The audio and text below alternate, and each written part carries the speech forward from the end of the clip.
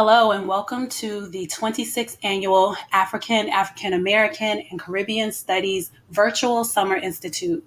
My name is Karen Jefferson. I am the Instructional Specialist in the Office of African American, Latino, Holocaust, and Gender Studies. The title of this presentation is called Beyond Black History Month: The Importance of Normalizing the Celebration of Holidays Within Black Culture.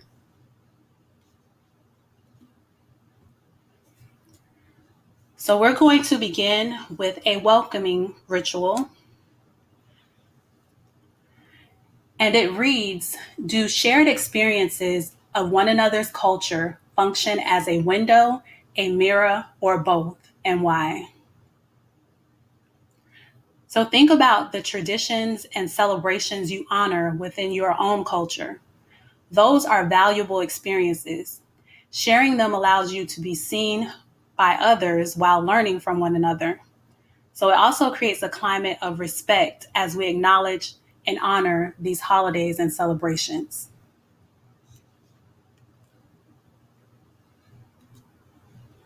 So what I would like for you to do, if you feel comfortable with technology, is to go to flipgrid.com, select the enter a flip code at the top right of the screen, and enter the code below.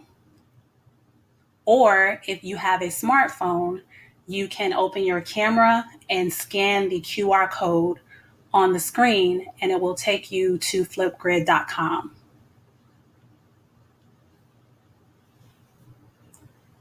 So once you get to Flipgrid, I want you to answer the question. You'll be allowed to record a 1-minute video of yourself answering the question to the welcoming ritual. Do shared experiences of one another's culture function as a window, a mirror, or both?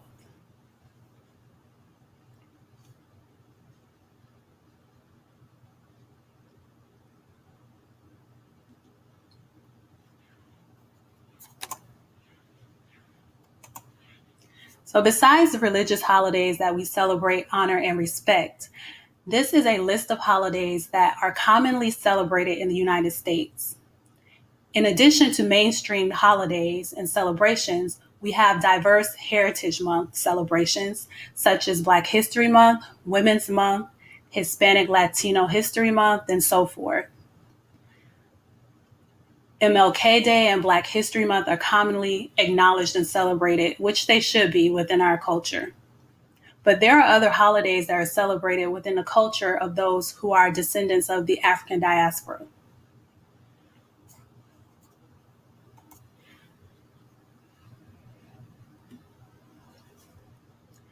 For the purpose of this presentation, I'm going to talk about Juneteenth, National Caribbean American Heritage Month, Haitian Flag Day, and Kwanzaa.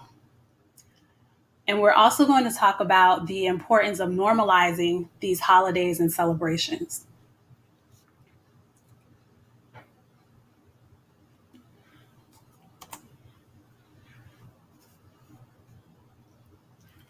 So let's begin by discussing Juneteenth, also known as Freedom Day, and how it all started.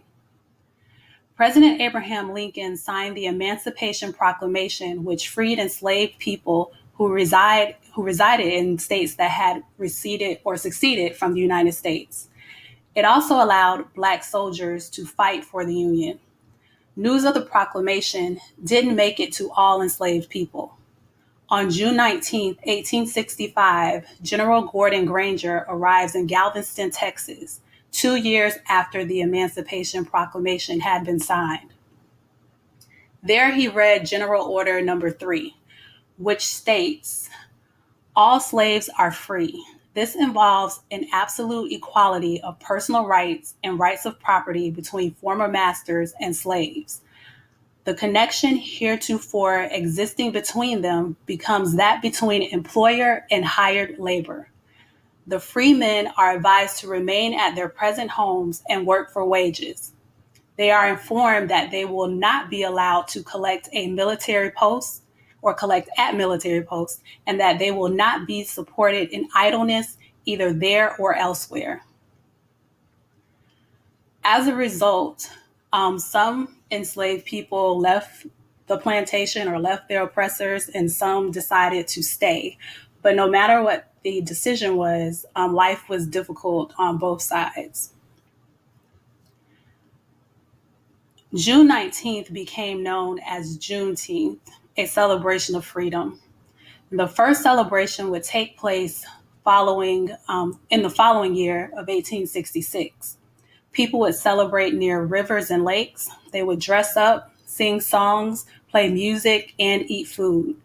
As people migrated to different states, they carried the tradition of celebrating Juneteenth with them. This celebration became popular within the Black community.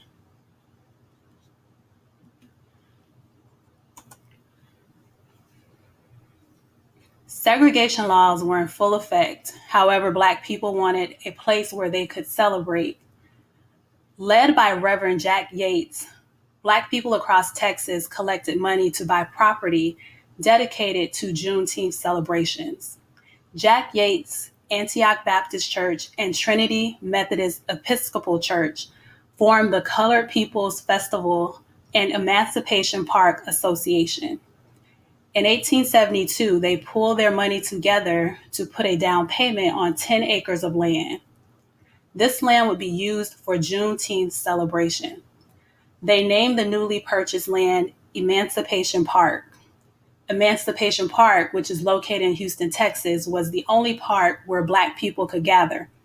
As a result of the creation and preservation of the park, Texas declared Juneteenth a state holiday in 1979.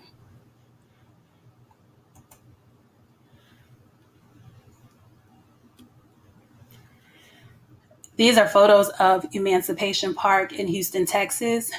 Today, Juneteenth is recognized as a state holiday or special day of observance in about 45 states. And just an interesting fact, Apple added the holiday to the iPhone calendar in 2018. And just recently, Nike announced that Juneteenth would be recognized as a paid holiday for its employees. Today, people celebrate Juneteenth by attending festivals, parades, having cookouts. Some people commemorate the day by having meaningful conversations about the legacy of slavery and educating others about the history of Juneteenth. Although we celebrate Independence Day on July 4th, we must remember that not all people were free.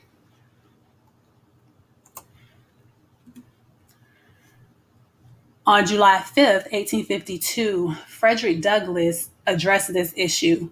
He spoke at an Independence Day celebration at Corinthian Hall in Rochester, New York, and asked, "What to a slave is the 4th of July?" Frederick Douglass pretty much says, "No disrespect to the founding fathers, but I'm going to speak on the hypocrisy of their ideas regarding slavery." So celebrating Juneteenth is important because it acknowledges a freedom that had been denied for so long. And in some respects, that freedom continues to be denied.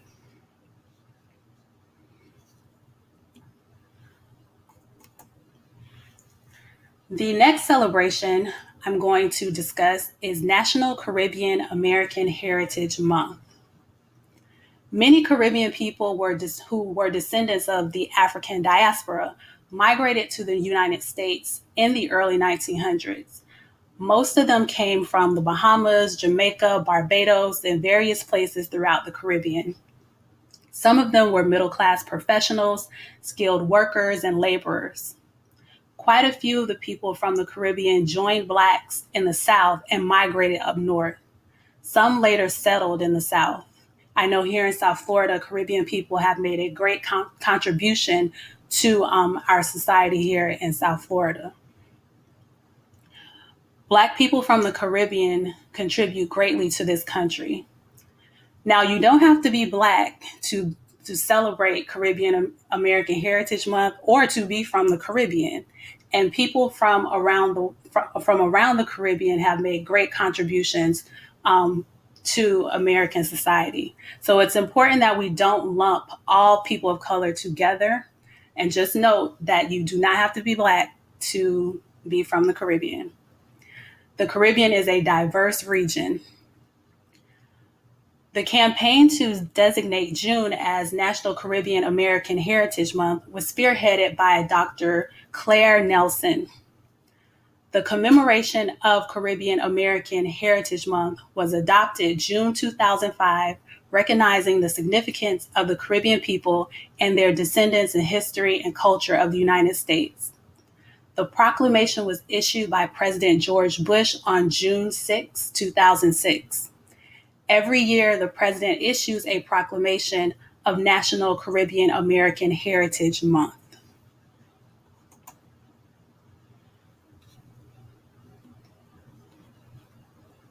Now, there are quite a few people, as I said before, who've made contributions to American society and globally as well, who are of Caribbean descent. So I'm just going to go over a few of them, and quite a few of them may look familiar to you. Shirley Chisholm, the first African American Congresswoman and the first Black woman to run for president, is also of Caribbean descent. Her parents were from Barbados and British Guyana. W.E.B. Du Bois, who's the first Black man to earn a PhD from Harvard University in 1865 and founded the Niagara Movement and the NAACP. His father was born in Haiti. Stokely Carmichael, activist and civil rights leader, was born in Trinidad. He grew up in New York and attended Howard University. He was also a member of the Student Nonviolent Coordinating Committee, and he popularized the slogan Black Power. Constance Baker Motley was the first Black woman appointed to the federal bench. Her parents were from Nevis. She also worked on the Brown versus Board of Education case and became the first Black woman to argue a case before the United States Supreme Court.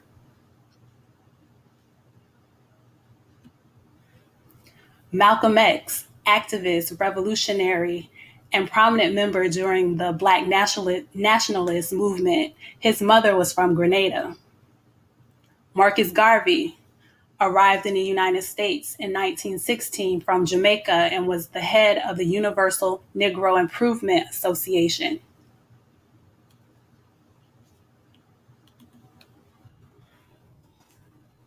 Eric Holder, the 82nd Attorney General of the United States. His parents are Bajan. Colin Powell served as the U.S. Secretary of State, and his parents were from Jamaica. Dr. Camille Wardrop Aline, she's an aerospace engineer, assistant programmer, or program scientist from the International Space Station at NASA. She was born in Trinidad. Kool Herc, hip hop pioneer, is from Jamaica. And if you know anything about hip hop, you know that has had a huge impact on our culture globally.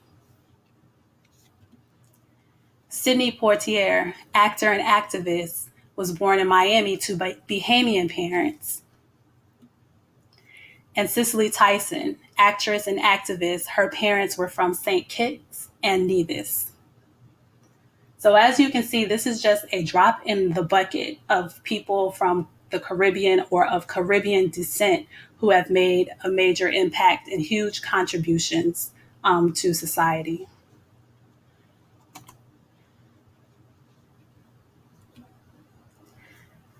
Next, we're going to talk about National Haitian Flag Day.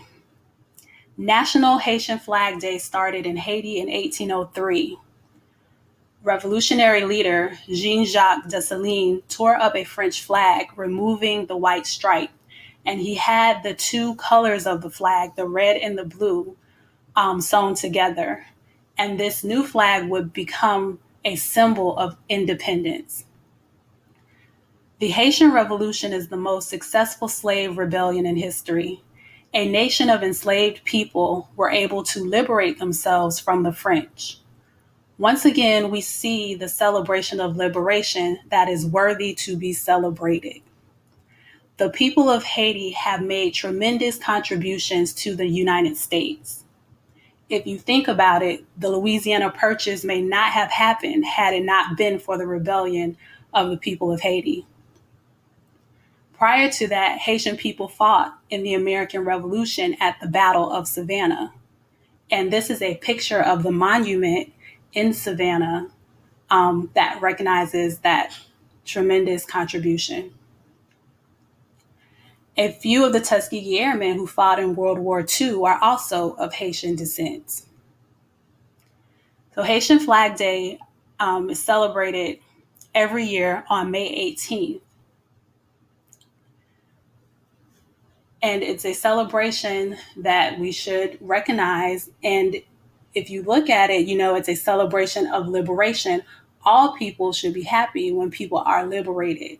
So this is why we should normalize this holiday, especially as an educator. I see students who are proud students of Haitian heritage, and they come to school with their flags, and even our school district celebrates Haitian Flag Day. So it also instills pride in our students and also in the members of our community who are of Haitian descent.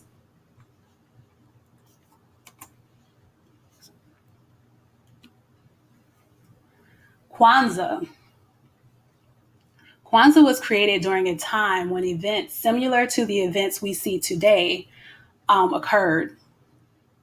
So you had the fight for civil rights, fight against systematic racism, and economic oppression. All of these things led to inner city rebellions across the United States. And one of those rebellions was the Watts riots. After the riots, Mulana Koringa wanted to restore unity in the Black community by celebrating culture and traditions that had been lost along the way. Kwanzaa is a cultural holiday that was born out of this time of unrest in 1966. So I'm going to play a video that goes into more depth about Kwanzaa.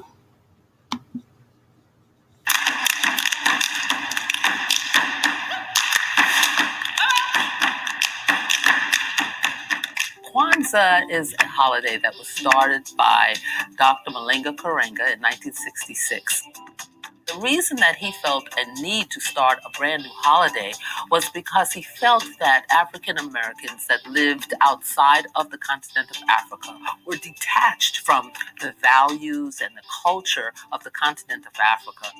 And he wanted them to feel good about themselves and to have something that they could connect to make their lives better. Kwanzaa is actually derived from a Kiswahili word meaning first harvest.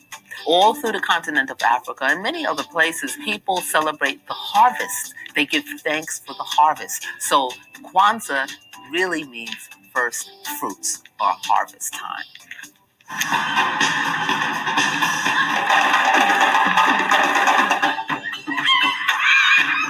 Kwanzaa is not a religious holiday, it's a cultural holiday, which means that you can celebrate whatever your tradition is and still enjoy Kwanzaa. Kwanzaa is observed the day after Christmas, which means you could still celebrate Christmas, from December 26th all the way through January 1st, New Year's Day, for 7 days. So the 7 days, you're actually celebrating and thinking about 7 principles. Those 7 principles are called the Nguza Saba. The 7 principles of Kwanzaa are Umoja, unity; Kuchishangolia, self-determination; Ujima, collective work and responsibility; Ujamaa, cooperative economics; Nia, purpose; Koumba, creativity; and last but not least, Imani, faith. Those are 7 principles that everyone can use to have a better life. It doesn't matter if you're African American, it doesn't matter where you're from. These 7 principles will help you to be a better human being and also help to make the world a better place. The candelabra for Kwanzaa is called a kinora. It is 7 candles that represent, again, the 7 principles. So the middle candle is black, that represents the people. Then you have 3 candles representing the blood, and then 3 candles that represent the earth or the hard work that you do. I think that what resonates with people about this holiday is that it really is a holiday that makes you look within and then connect with the people around you. So part of Kwanzaa also is looking at your relationships, people who you might need to ask forgiveness from, people who you might need to forgive. The Kwanzaa celebration at the American Museum of Natural History is literally the largest Kwanzaa celebration in the United States. Thousands and thousands of people come in to see the Kwanzaa celebration. And as a storyteller, I am just proud, and every year I look forward to coming and sharing with everyone about Kwanzaa. We have about 10,000 people that come together to celebrate every year, with shows that include performances as well as storytelling and teaching about the principles and all of the nature of the holiday of Kwanzaa, as well as a popular marketplace that opens for artisans to come and sell the wares at the museum for just one day. And you see people of every ethnicity, every race, every religion coming together to celebrate love, to celebrate culture, to celebrate the great and rich contribution of African Americans and the African diaspora. What's wonderful about Kwanzaa for everyone is that it gives everyone the opportunity to learn a little bit more about African American history, which is American history. Then we also get the opportunity to be with family and share personal stories. So when people of any ethnicity come together and they hear these stories, it helps them to understand one another better.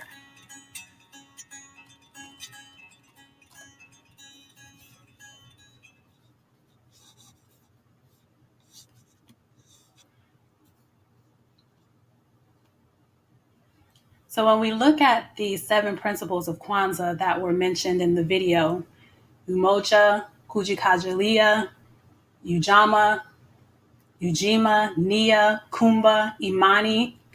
If you look at the principles, these are principles that you don't have to wait until December 26th to incorporate in your life, as was mentioned in the video. And if you are an educator in the classroom, these are principles you can incorporate to build community in your classroom and also on your school campus as well.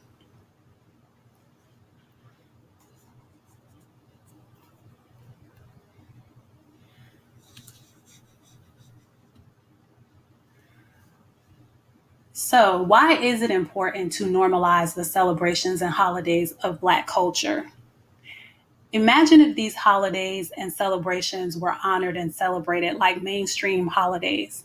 Imagine what it would look like if we honored celebrations and holidays of various cultures and backgrounds around us. We could learn a lot from one another. Normalizing these celebrations is a way to learn and understand the historical significance of these celebrations, and that is why teaching about holidays using proper historical context is important. Celebrating the contributions of the people who are descendants of the African diaspora is a way of preserving history. The history of the African diaspora is not just American history, it's simply history. Until the lions have their own historian, the history of the hunt will always glorify the hunter. And that quote is by Chinua Achebe. And I'll repeat it. Until the lions have their own history, the history of the hunt will always glorify the hunter. We must do our best to tell our stories and preserve our history and normalize the celebration of our culture and our history. So just like before, for our welcoming ritual, I'm going to close out with the optimistic closure. And I would like you to go back to Flipgrid if you would like. And this time there is a different code you can enter. And once again, if you have your smartphone, you can scan the QR code by opening your camera and it'll take you where you need to go. You use the code to log in, and you have the opportunity to record a 1-minute video of yourself answering the question, why is it important to normalize the celebrations and holidays of Black culture?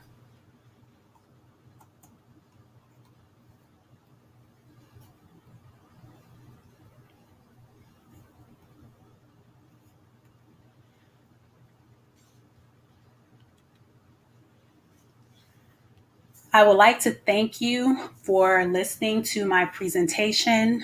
I hope that you were able to get something from it. I hope that you act or use my information to improve relationships, basically. Improve relationships among one another, learn about one another's culture. That is the only way we are going to fix this issue that we're in currently, is if we eliminate the ignorance and learn about one another and learn from one another. My contact information is on the screen. You can also follow me on Twitter at Karen Jefferson V. And once again, thank you for listening. And here are a few resources that I also used and you may find useful as well.